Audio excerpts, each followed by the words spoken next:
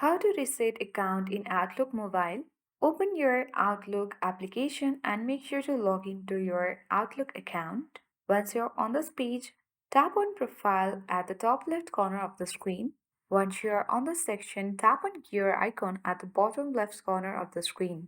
Once you're on this Settings page, you have to tap on Accounts under General. Now here, you can easily open your correct account that you want to reset. You can also add account in Outlook Mobile. I just have one email account here.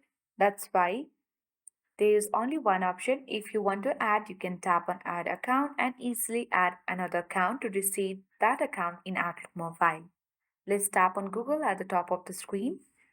Once you're on the section, here you can easily find out reset account option.